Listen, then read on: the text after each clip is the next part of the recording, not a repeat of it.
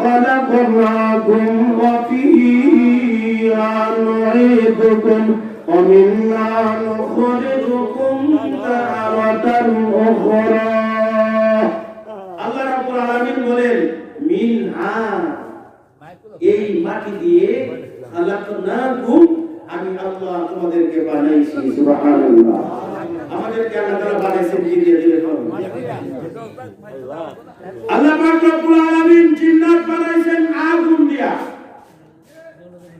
ফেরেশতাদেরকে বানাইছেন নূর দিয়া জিন বানাইছেন আগুন দিয়া ফেরেশতা বানাইছেন নূর দিয়া আর মানুষ বানাইছেন মাটি দিয়া কিন্তু আল্লাহ তাআলা শ্রেষ্ঠত্বের মর্যাদা ফেরেশতাকেও দেন নাই জিনকেও দেন নাই অন্য কোন মাখলুককে দেন নাই সর্বশ্রেষ্ঠ মাখলুক সৃষ্টির সারা জীব হিসাবে মহান আল্লাহ রাব্বুল আলামিন ঘোষণা দিয়েছেন একমাত্র মানব জাতিকে আলহামদুলিল্লাহ জোরে কোন আলহামদুলিল্লাহ ওয়া বানি আদম ওয়া হামালনাহুম ফিল বাররি ওয়াল বাহর ওয়া রাযাকনাহুম মিনাত তাইয়্যিবাত ওয়া ফাদ্দালনাহুম আলা কাসীরিন মিম্মান খালাকনা তাফদীলা এই আয়াতের সার সংক্ষেপ হলো আল্লাহ তাআলা এই আয়াতের মাধ্যমে ঘোষণা দিয়া বিশ্ববাসীকে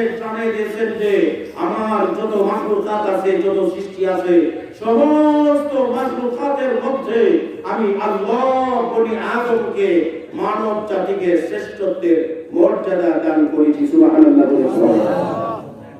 এবার আমার সাধারণ দৃষ্টিতে একটু চিন্তা করলে দেখা যায় নূরের দাম হইল সবথেকে বেশি নূরের দাম সবথেকে বেশি না কম সবথেকে বেশি দাম হইল নূরের এরপরে চিন্তা করলে সিরিয়াল হয় আগুনের এরপরে চিন্তা করলে সর্বশেষ সবার পরে অবস্থান হইল মাটির তিনটা বেড়ে জোরে কর কিন্তু এই মাটির তৈরি মানব জাতিকে আমার আল্লাহ পাক রব্বুল আলামিন আগুনের তৈরি জিন্নাতের উপর নূরের তৈরি ফেরেশতাদের উপর এমনকি আমার আল্লাহ রাব্বুল আলামিনের সমস্ত মাখলুকাতের উপরে এই মাটির তৈরি মানুষকে শ্রেষ্ঠত্বের মর্যাদা দান করেছেন ঠিক না বেরি জোরে বল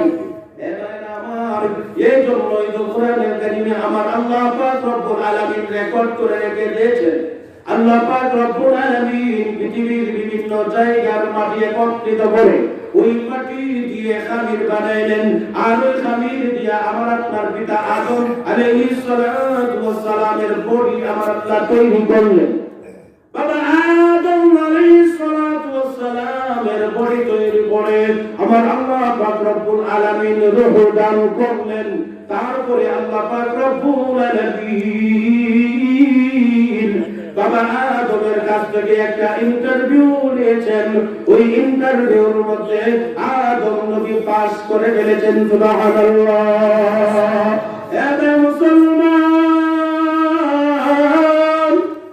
আল্লাহ পাক রব্বুল আলামিন আবার ইন্টারভিউ নিলেন ফেরেশতাদের কাছ থেকে ফেরেশতারা আমার আল্লাহর ইন্টারভিউতে উত্তীর্ণ হতে পারে নাই আল্লাহ পাক রব্বুল আলামিনের পরীক্ষায় ফেরেশতারা পাস করতে পারে নাই এই জন্য আল্লাহ পাক রব্বুল আলামিন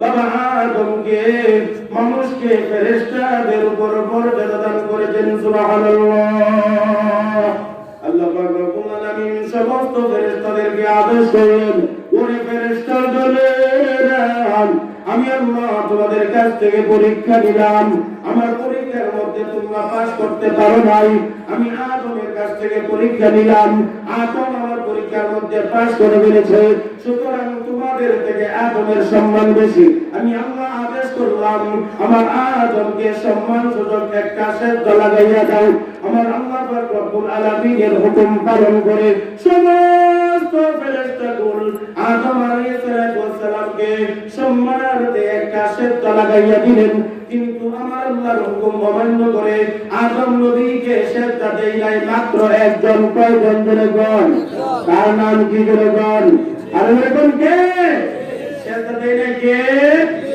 وإذ قلنا للملائكة اسجدوا لآدم فسجدوا إلا إبليس أبى واستكبر وكان من الكافرين.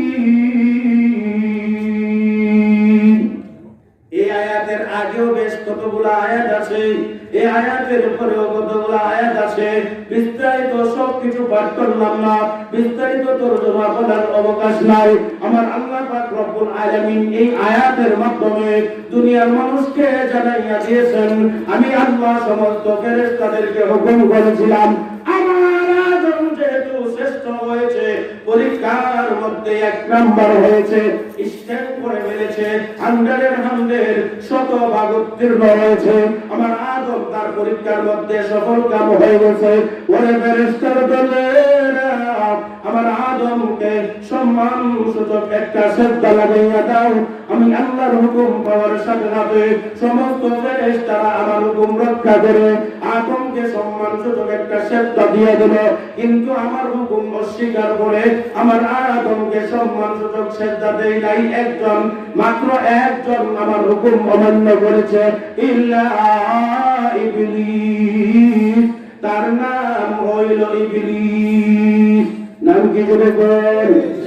তাহলে কি বোঝা গেল? ইবলিস আদম নবীর বন্ধু নাকি শত্রু? আমাদের বাবা আদম নবীর শত্রু যদি হয়ে থাকে তাহলে আমাদের মনে হয় বড় বন্ধু না, আপন হবে।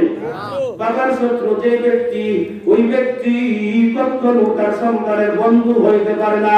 বাবার শত্রু যে ব্যক্তি, ওই ব্যক্তি কখনো তার সন্তানের আপনজন হইতে পারে না। এজন্য আল্লাহ পাক রব্বুল আলামিন কুরআন কারীমের বিভিন্ন জায়গায় এই কথাগুলো পরিষ্কার করে জানিয়ে দিয়েছেন, ও দুনিয়ার মানুষেরা, শয়তান কিন্তু কোনোদিন তোমাদের আপন নয়, শয়তান কিন্তু কোনোদিন তোমাদের বন্ধু হইতে পারে না। শয়তান হইল তোমাদের পরম শত্রু, শয়তান হইল তোমাদের প্রকাশ্য শত্রু। শুধু তাই নয় মুসলমান, আল্লাহ পাক রব্বুল আলামিন জানিয়ে দিয়েছেন ওই দুষ্ট শয়তান হইল তোমাদের আদি দুশমন। নাউযুবিল্লাহ বলে বল। শয়তান আমাদের আদি দুশমন। কি জোরে বল? আদি দুশমন। শয়তান আমার আল্লাহর হুকুম পালন করে নাই, বাবা আদমকে সম্মান সূচক সেজদা দেয় নাই। আমার আল্লাহ জিজ্ঞাসা করলেন, মা মানাআকা আল্লা তাসজুদা ইয আমারতুক। ওরে দুষ্ট ইবলিস, আমি আল্লাহ যে জায়গায় তোমাকে হুকুম করলাম আমার আদমকে একটা সেজদা দেওয়ার জন্য, তুমি কেন রে আমার হুকুম পালন করো নাই? আমার হুকুম কেন তুমি বাস্তবায়ন করো নাই? আমার আদমকে কেন তুমি সেজদা দেও নাই? প্রশ্ন করেছেন আমার আল্লাহ মিস্টার ইবলিসকে। কাকে যেরকম ইবলিসকে প্রশ্ন করছে, ইবলিস রে, সকল ফেরেশতারা আমার হুকুম পালন করছে, আমার আদমের শ্রেষ্ঠত্ব মাইনা নিছে, তুই কেন মানলি না? ইবলিসের জবাব দেয়, خلقتني من نار وخلقته من طين قال أنا خير منه خلقتني من نار وخلقته من طين। আমার আল্লাহ পাক রব্বুল আলামিনের প্রশ্নের জবাবে ইবলিস জানাইয়া দিল, তোমার আদম থেকে আমি হইলাম উত্তম, তোমার আদম থেকে আমি হইলাম শ্রেষ্ঠ। নাউযুবিল্লাহ বলেন না।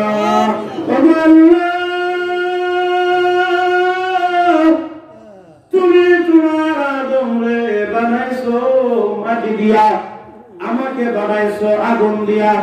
মানুষকে আল্লাহ বানাইছে মাটি দিয়া, জিনকে বানাইছে আল্লাহ আগুন দিয়া।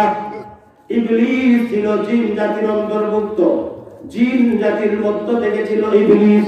ইবলিস আমার আল্লাহ পাক রব্বুল আলামিনের কাছে জবাব দেই, আমার আল্লাহ রব্বুল আলামিনের কাছে যুক্তি পেশ করে, ওগো আল্লাহ, আদম রে বানাইছো মাটি দিয়া, আমি ইবলিস রে বানাইছো আগুন দিয়া। তুলনামূলক মাটি থেকে আগুনের মূল্য অনেক বেশি, মাটি থেকে আগুনের পাওয়ার অনেক বেশি। একটা মাটি যদি এখানে রেখে দাও, ওই মাটিটা নিচের দিকে অবনমিত হবে। আর যদি সামান্য একটু আগুন মাটির মধ্যে রেখে দেওয়া হয়, ওই আগুনটা আস্তে আস্তে উপরের দিকে যাইবে। সুতরাং মাটি থেকে আগুনের মর্যাদা অনেক বেশি। মাটি থেকে